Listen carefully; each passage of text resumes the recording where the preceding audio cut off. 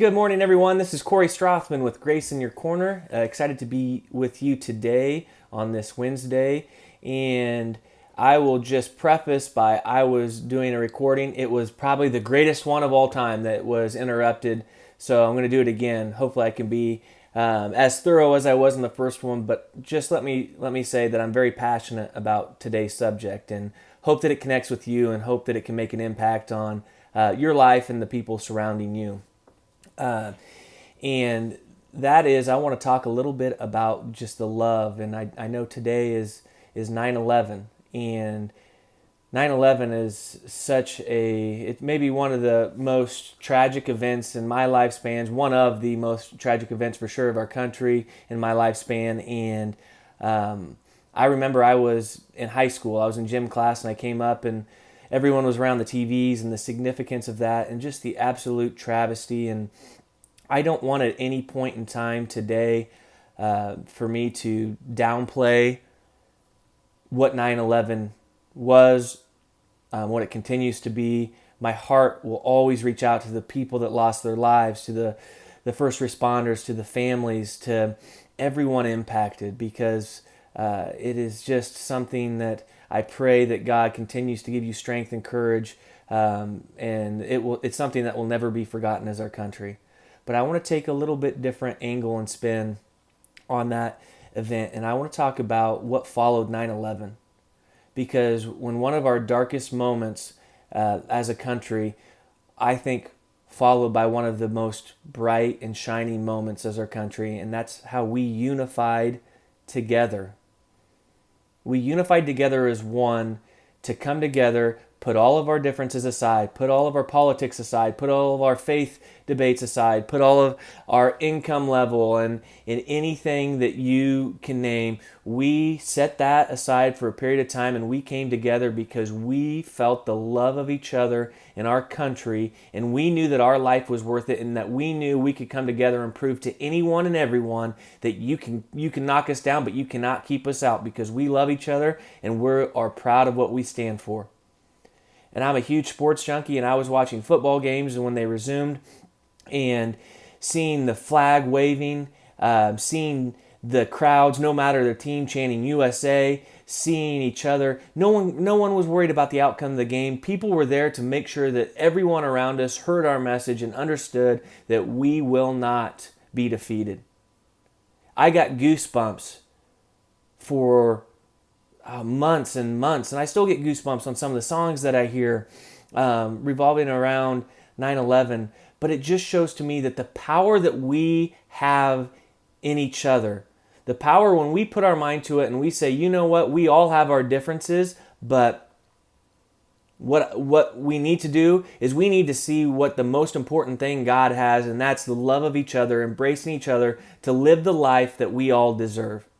Because when we come together and we rally around each other and we put our forces together and we say, you know what, I don't agree with you on that, but I love you like I've never loved you before, and I'm going to help you achieve things that you want to achieve without judgment. And yeah, you might fall down and you might make a mistake, and guess what? That happens, and that's okay. I'll wrap my arms around you and I'll love you just as much the next time I see you, because I see potential in you and I know that you can aspire to be great things. And that's what's happened with me in my journey. Is I've had people surround me and I've had love surround me, and there is negativity still. And I posted on social media not too long ago about the negativity, and we choose to surround ourselves by negativity. If there you can't avoid it all, but if there are some people that are consistently negative and you know when you're going in, well, get ready for this, because I have an energy vampire that's going to suck all the life from me and make me feel like maybe they're right, then you need to make the choice to cut them out or have that hard conversation and say, you know what, I prefer to see the glass as half full, and I believe that with positivity and motivation, and I want to see that carrot of hope dangling in front of me, that I can achieve anything. With the love of God, I'm out to do what I'm meant to do, and that's help others and help myself. And I just want to see, and I see the potential, and I just want to see us in a world, and I want us to start small. Start with your own family. Extend it to your extended family, to your community, to your city, to your church community. But if we approach life the way we approach life after 9/11, coming together and saying, I see the greater picture of life. I see what's important here. I need all of you to work together with me. I want to do what is best for myself, but I also want to be that radiant person of joy and love that people want to be around because I can lift them up to new heights. And we've seen as a country, time and time again, the outcome that has, and it's beautiful. I want to give you an example. I have one of my closest friends who I think is maybe one of the best principals that I've been around. And today he had an event at his school where an organization tried to come in and spread hate. Spread hate. This organization knew what time school started, and they had an agenda, and they were going to protest outside of that school to elementary students and spread hate just for their message. Now, what was the purpose of that, and how is that going to make a better impact on a child, on a community, on the life of others? How can that make us a better society? It absolutely doesn't. Hate will never win. But let me tell you why this school, why this community, and why this principal will continue to shine bright. Is as the leader of the building, he was aware of what was going to happen, and he would not give in to the darkness. He set up a completely different arrival. He made it a celebration in the back. He had a band playing to block out the protesting and the hate behind it. And as a community and as a building, they rallied together stronger than ever to let each other know that they are loved. You can't see it, but I just gave myself goosebumps. Now, one of my best friends, and I look up to that, but it doesn't matter if he's my best friend or if he's someone from a different country, wherever he's from. What that community and what that school did today to rally together, to have love conquer hate and bring each other and lift each other up is one of the most uplifting things that you can do. And I can promise you this, that those kids are coming out of that school today stronger. That those parents should be as proud as they have ever been that their kid attends that elementary school and they have the people that are involved with that school to go on to do what's best for kids, but not just kids, what's best for human beings. That's the kind of effort that it takes. That's what I challenge you to do. Don't fall into the traps of social media and the hate behind devices. Don't fall into the coffee shop talk. Don't fall into thinking that life is just a negative outcome, just waiting to happen. Live with faith and love and trust in God. Live with the motivation and optimism that you can do anything around you with support. And that might mean depression, that might mean bipolar, that might mean anything and everything. It might mean addiction. It might just mean just being loving. Just spreading yourself out to others, because what you give out will come back to you 10 times as much. And around each other, if you support yourself with that big of a team, that big of a loving community that says, you know what, I'm in this together, I love you, you might make a mistake. I made a mistake. I fell into the darkness. But I've got people that give me bigger hugs now than they've given me ever. And they say, Corey, I know who you are, and you might have made a goof, but guess what? I love you now more than I loved you before, and that's what it takes. How do you think that impacts me? When my parents are out in the community, when they're at a grocery store, when they're at an event in Nemaha County and they're stopped and they say, you know what, I watch your son's YouTube channel, or I've been following what he's doing, and that is inspiring to me. And the people behind the scenes that aren't saying things, my parents will stop and they'll tell me that, and that makes every second worth what we're doing. Ladies and gentlemen, we can accomplish the unthinkable when we come together and when we focus on one main goal: living the life that we're meant to live in God's love and lifting people up instead of taking the time to put each other down. It's easier to lift each other up than it is to take the time to gossip, to put each other down, and to spread doubt about others.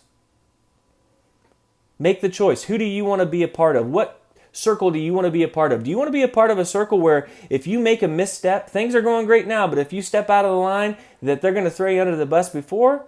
Or do you want a community, a church, a school, any organization that's going to say, I have your back no matter what, I love you, and you know what? No matter what happens, we can help you get through it. That doesn't mean that you might need to make some corrections yourself, but I believe in you and I believe in the mission that you're on. I have a lot of passion about today, and I know I'm at 10 minutes and 30 seconds, and I could go on for another hour. But we have to make the choice. Every day when you get up out of bed, when you look at your calendar, look at the things that you are looking forward to and the things that you might cringe and think, oh my goodness, think about what the good benefits that you can get out of it. How can you impact someone's day, and how can you make it the best day that they've had? If we all focus on being the best version of ourselves, and when we go to bed at night, we're a little bit better than we were in the morning, and that's going to come through helping each other and lifting each other up. Because when you fall down at that dark time and you need that support, you're going to have the glowing light of God, and you're going to have the glowing light of people around you in your community to help lift you to where you need.